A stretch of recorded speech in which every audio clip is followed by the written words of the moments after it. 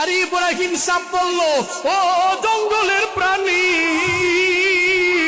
এই জঙ্গল থেকে দুইটা, এই জঙ্গল থেকে তুই অন্যদিকে চলে যা। এবার কারি ইব্রাহিম সাপ বলার পরে ওই বাঘ চলে গেল। ওই বাঘ আর এলাকার মধ্যে নাই। এই এলাকাটা আবাদ হয়ে গেল, এই এলাকায় মাদ্রাসা, এই এলাকায় মসজিদ হয়ে গেল। সব আমার মাওলার ইবাদুর রহমানদের খেলা।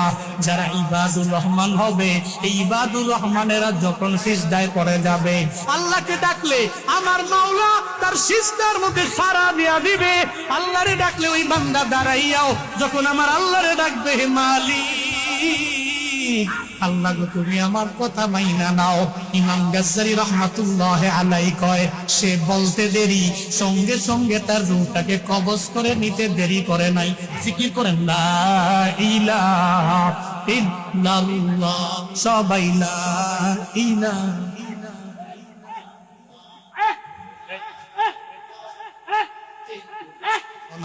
আল্লাহর সাথে আবার তাআল্লুকের কথা দুনিয়ার কোন ব্যক্তি জানতো না। ও চিন্তা করলো, আল্লাহরে ডাকলো, হে মালিক, ও আল্লাহ তুমি তো জানো তোমার সাথে আমার সম্পর্ক দুনিয়ার কেউ জানতো না। আমার মায় জানতো না, বাবায় জানতো না।